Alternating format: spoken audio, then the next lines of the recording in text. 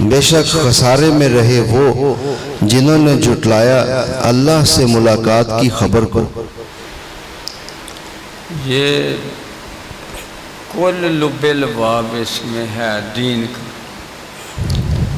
وہ جنہوں نے اس وقت انکار کیا اسلام کا وہ اولین مجرم ہیں، اور ہم پہ کیسے اطلاق ہوتا ہے کہ اگر ہم ایمان لا کے بھی اس وقت کو ٹال دیں یا بھلائے رکھیں کہ ہماری اللہ سے ملاقات ہوگی، اس کو ہم اہمیت نہ دیں تو ہم بھی مجرم ہیں۔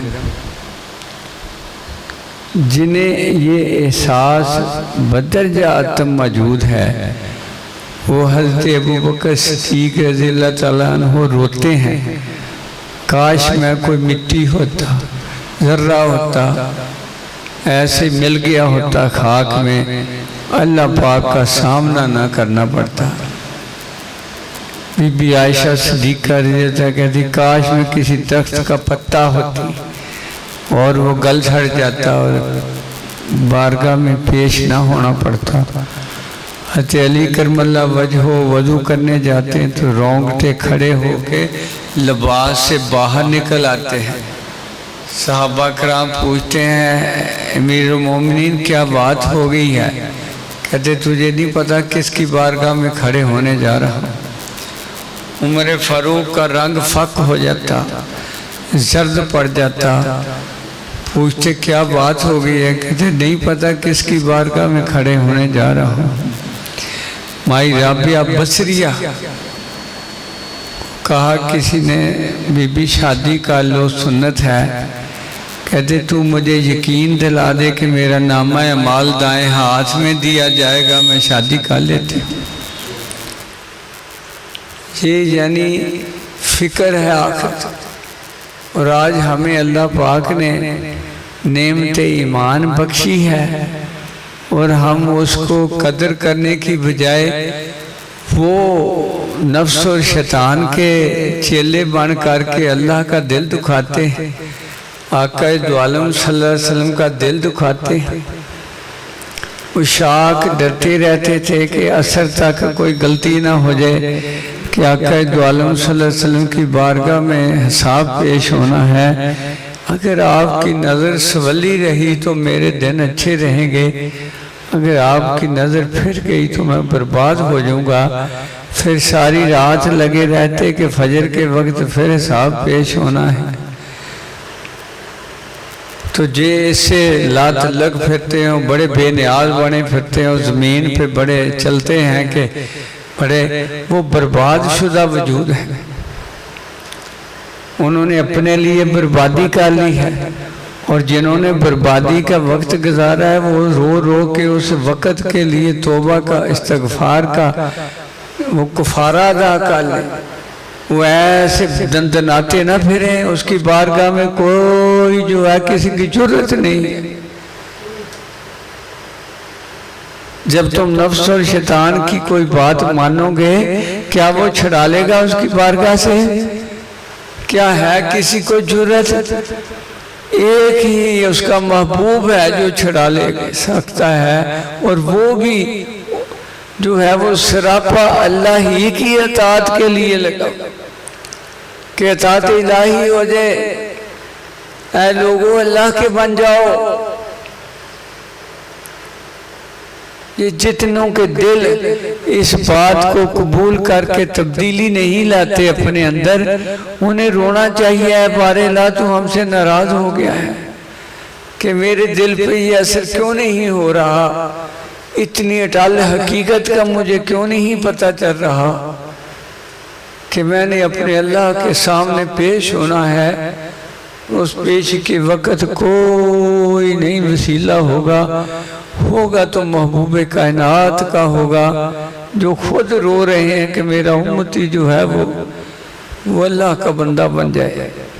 بے شک خسارے میں رہے وہ جنہوں نے جھٹلایا اللہ سے ملاقات کی خبر کو، یہاں تک کہ جب آ گئی ان پر قیامت اچانک بولے ہائے افسوس اس کوتاہی پر جو ہم سے ہوئی اس زندگی میں، اور وہ اٹھائے ہوئے ہیں اپنے بوجھ اپنی پشتوں پر.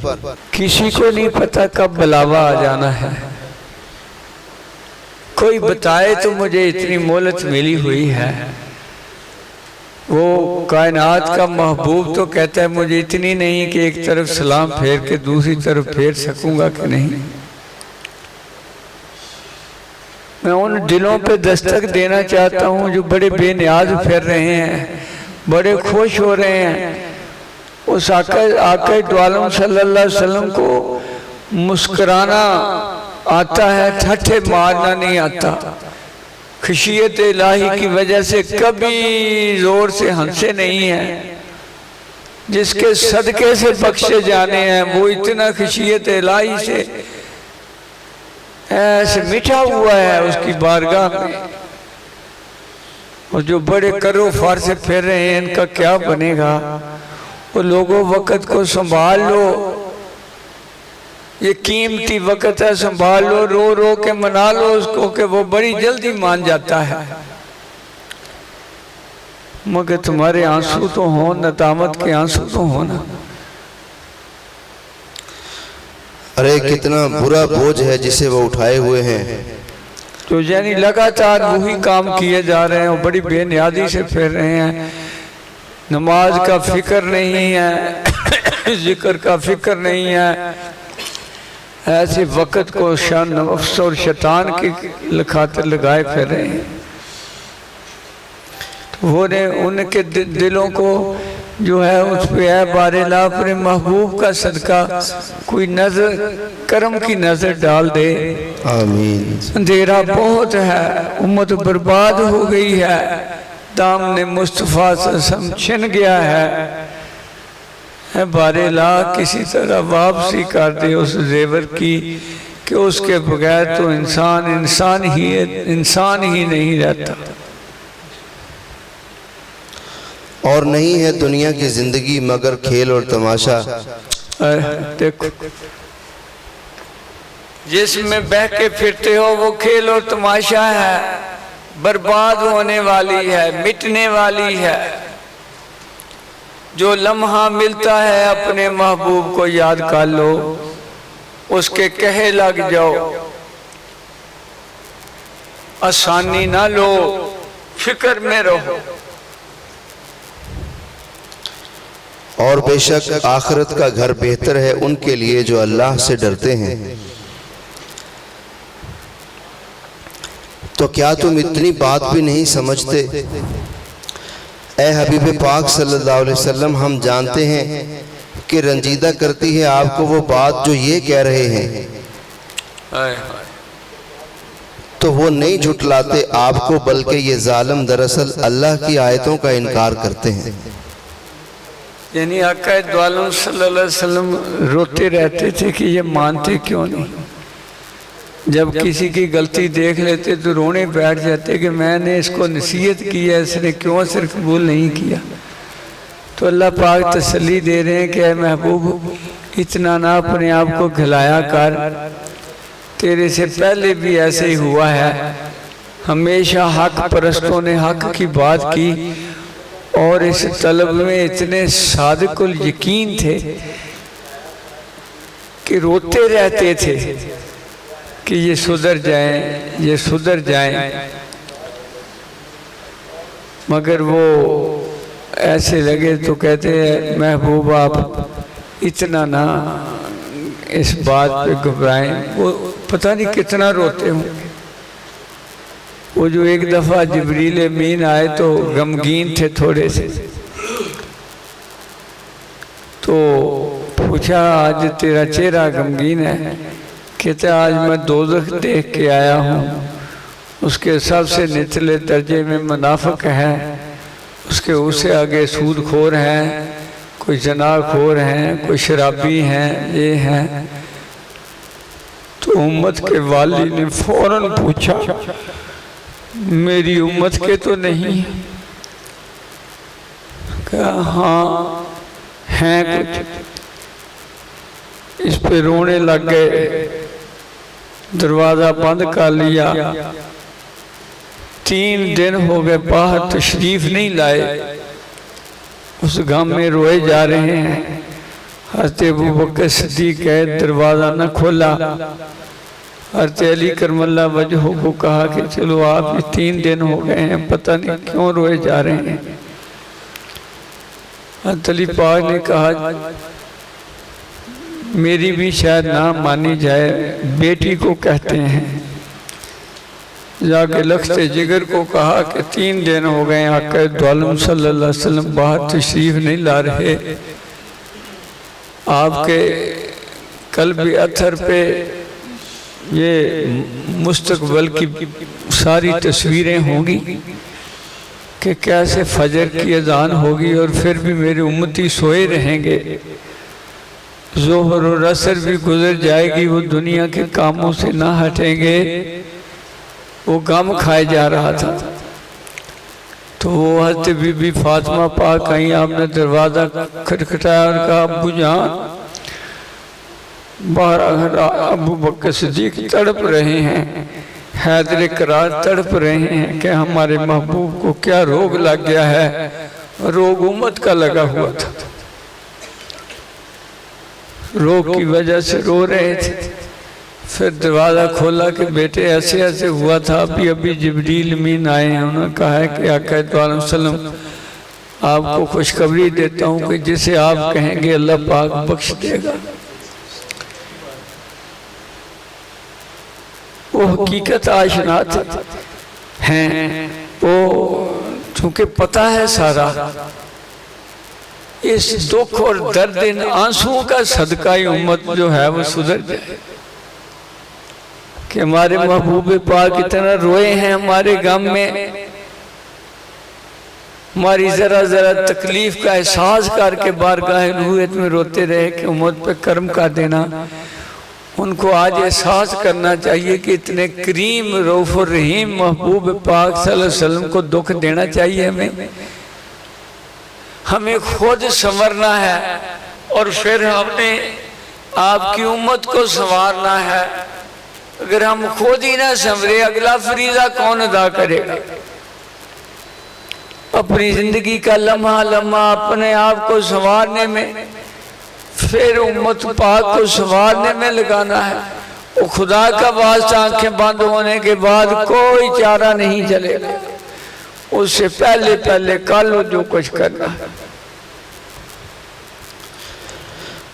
اور بے شک جھٹلائے گئے رسول آپ سے پہلے بھی، تو انہوں نے صبر کیا اس جھٹلائے جانے پر اور ستائے جانے پر، یہاں تک کہ آ پہنچی انہیں ہماری مدد، اور نہیں کوئی بدلنے والا اللہ کی باتوں کو، اور آ ہی چکی ہیں آپ کے پاس رسولوں کی کچھ خبریں، اور اگر گراں ہے آپ پر ان کا حق سے روگردانی کرنا، تو اگر آپ سے ہو سکے تو تلاش کر لو کوئی سرنگ زمین میں یا کوئی سیڑھی آسمان میں۔ یہ انہوں نے صحیح مفہوم نہیں بیان کیا، وہ اصل میں ہے کہ آپ کوئی حربہ استعمال کر لو، یہ جو ہیں ابو جہل ہی رہیں گے، تسلی دی جا رہی ہے بار بار، چاہے آسمان پہ سیڑھی پہ چاہے سرنگ میں چھپ جائیں، کوئی ان کے لیے اتنی یعنی محنت کریں، اتنی تگو دو کریں، تسلی دی جا رہی ہے، مگر محبوب پاک ہٹے تو نہیں نا۔ ابو جہل کو آخری جب گردن کٹی ہوئی تھی، سانس نکل رہے تھے، اس وقت بھی کہا تھا چچا کلمہ پڑھ لے میں اللہ کو منا لوں گا۔ اس مشن سے تو نہیں ہٹے نا۔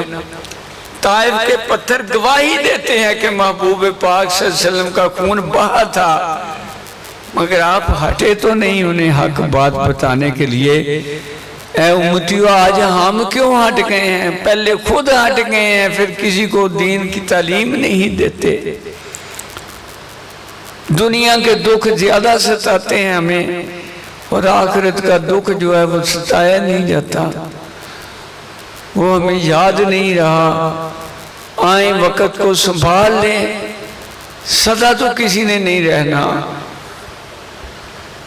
ہر بندہ ایک بندے کو پرتیا کے ترغیب دے کے اپنے ساتھ لایا کرے، تاکہ آقا صلی اللہ علیہ وسلم خوش ہو جائیں کہ میرا امتی میرے دین کا فروغ کر رہا ہے۔ جو وقت ملے دین کے فروغ کے لیے، جو سانس ملے وہ اللہ کے ذکر کے لیے۔ پھر آپ لے آؤ ان کے پاس کوئی بھی معجزہ تو وہ پھر بھی ایمان نہیں لائیں گے، اور اگر چاہتا اللہ تعالیٰ تو جمع فرما دیتا انہیں ہدایت پر۔ تو اللہ کے لیے تو کوئی مشکل نہیں ہے کہ انسانوں جنوں کے علاوہ ساری کائنات ہدایت پہ جمع ہے، ذرہ ذرہ اس کا ذکر کر رہا ہے، قطرہ قطرہ ذکر کر رہا ہے، پتا پتا ذکر کر رہا ہے۔ ان میں تو جرت نہیں ہے کہ وہ اسی ترتیب پہ پیدا کیے گئے ہیں، وہ تو کوئی حیل و حجت نہیں کرتے، چاہتا تو انہیں بھی ایسا ہی کر دیتا، مگر انہیں انہوں نے فعل مختار بنا کر کے اپنا نائب بنایا، اعزازات بخشے کہ تو نے میرا بن کے میری کائنات چلانی ہے، سب کا سردار بنانا ہے، اس کے مرضیاں ہیں جیسے کیا۔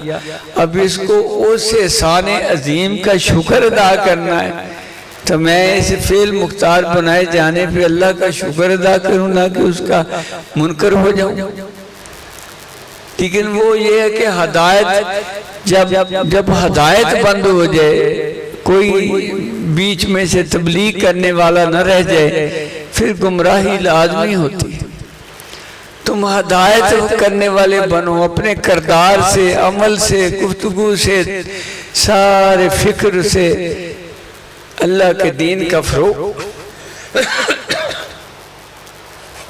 تو آپ نہ ہو جائیں اس بات پر رنجیدہ خاطر، صرف وہی قبول کرتے ہیں جو سنتے ہیں، اور ان مردہ دلوں کو اٹھائے گا اللہ تعالیٰ، پھر وہ اسی کی طرف لوٹائے جائیں گے۔ اے اللہ ہمیں مردہ دلوں میں نہ کر، آمین۔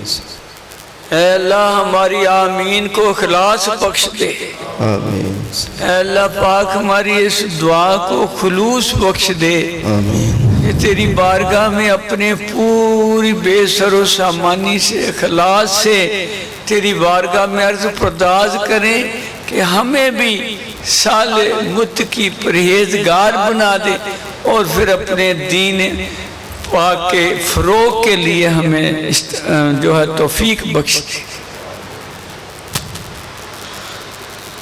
اور بولے کیوں نہیں اتاری گئی ان پر کوئی نشانی ان کے رب کی طرف سے؟ آپ فرمائیے بے شک اللہ تعالیٰ قادر ہے اس بات پر کہ اتارے کوئی نشانی، لیکن اکثر ان میں سے کچھ نہیں جانتے۔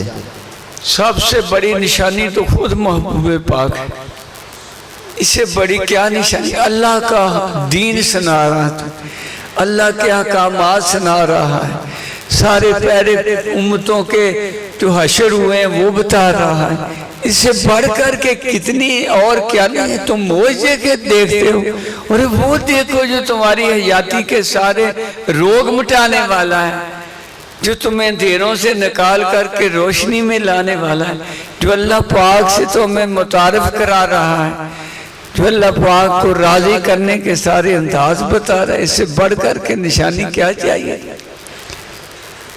اس کے ہوتے ہوئے تم اور مانگتے ہو جو کوئی وہ کرے وہ کرے۔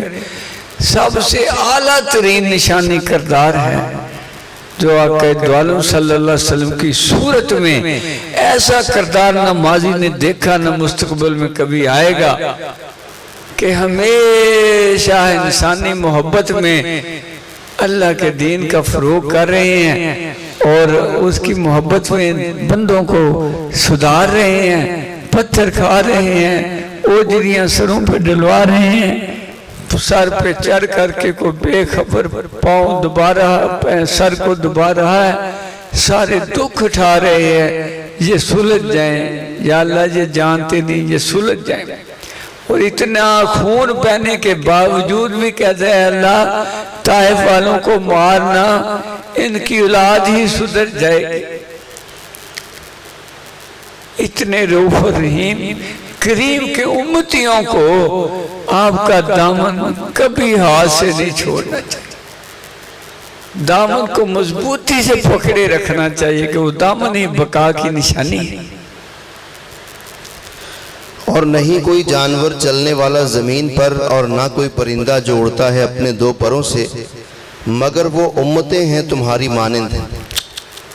تمام چیزیں امتیں ہیں، ان کا بھی اپنا اپنا سسٹم ہے، مگر آقا دو عالم وسلم سب امتوں کے سردار ہیں، وہ فرشتوں کے بھی سردار، وہ پرندوں کے بھی، وہ ہرنی کے بھی نبی ہیں کہ ہرنی بھی دکھ آپ کو سناتی ہے، چڑیا کا بچہ اٹھا لیا جائے تو وہ بھی آپ ہی کو آ کے بتاتی ہے کہ میرا بچہ اٹھا لایا ہے، اور اونٹ کو جو کھانا کم دیتا کام زیادہ لیتا ہے وہ بھی آپ ہی کی بارگاہ میں عرض پرداز ہے۔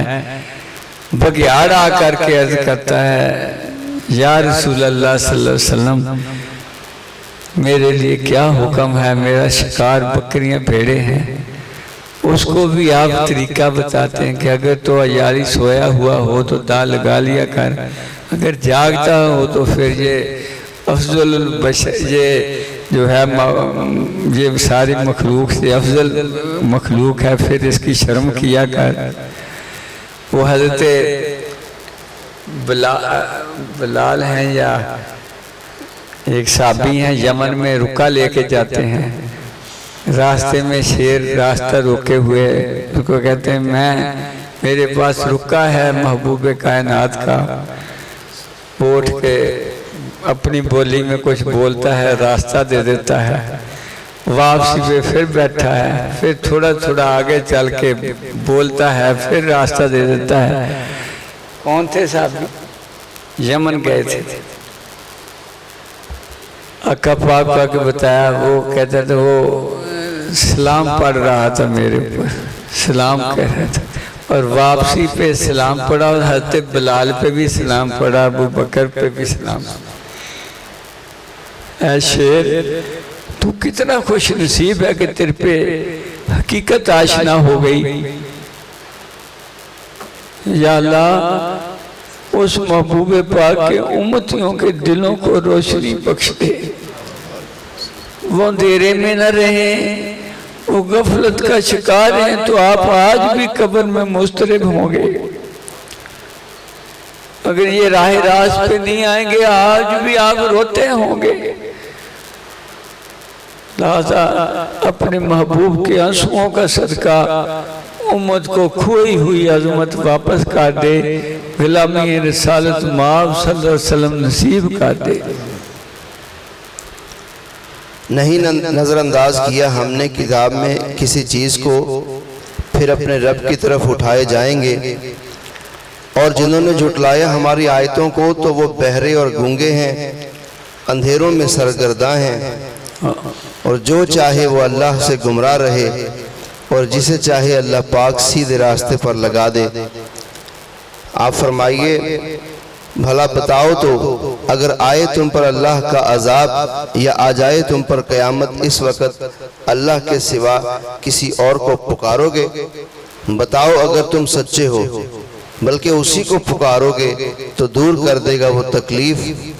پکارا تھا تم نے جس کے لیے اگر وہ چاہے گا، اور تم بھلا دو گے انہیں جنہیں تم نے شریک بنا رکھا تھا۔ صدق اللہ العظیم۔ اللہ تعالیٰ سید السادات صلی اللہ علیہ وآلہ وسلم۔ تصنیف علامہ محمد یوسف بن اسماعیل نبہانی رحمۃ اللہ علیہ، ترجمہ فرمایا ہے علامہ حافظ بشیر احمد سعیدی رحمۃ اللہ علیہ، اور تزین و تعدیب کی یہ کتاب کی پروفیسر محمد اکرم مدنی صاحب۔ کتاب بہت عاشق وجود گزرے، انہوں نے فتویٰ دیا تھا کہ کوئی سید زادی کے ساتھ دوسرا قوم کا شادی نہ کرے، احترام۔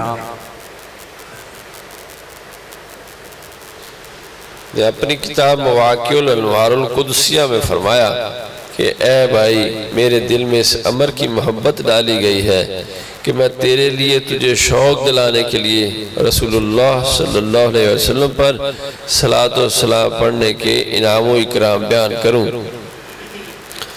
ہو سکتا ہے کہ اللہ تعالیٰ تجھے خالص محبت عطا فرمائے، اور اکثر اوقات میں تیرا مشغلہ نبی کریم رحمت العالمین صلی اللہ علیہ وسلم کی بارگاہ اقدس میں درود پیش کرنا ہو جائے۔ اگر تو ایسا ہو جائے کہ اپنے ہر عمل کا ثواب بطور تحفہ حضور پر نور صلی اللہ علیہ وسلم کی بارگاہ عالیہ میں پیش کرے، جیسا کہ حضرت ابی بن کعب رضی اللہ تعالیٰ عنہ کی روایت سے معلوم ہوتا ہے، یعنی میں ہر نیکی کا ثواب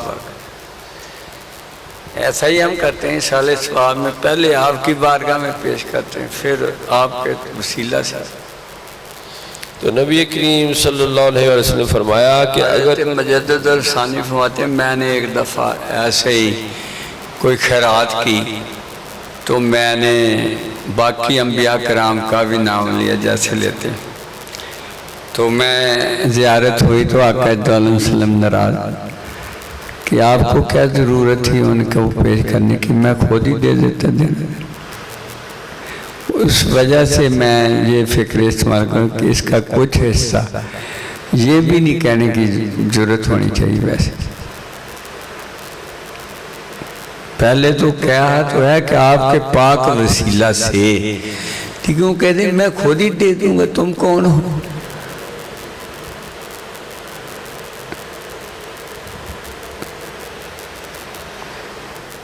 اگر تو ایسا کرے تو نبی کریم صلی اللہ علیہ وسلم کا فرمان عالی شان ہے کہ تو پھر اللہ تعالیٰ تیرے دنیا و آخرت کے غموں کو دور فرما دے گا۔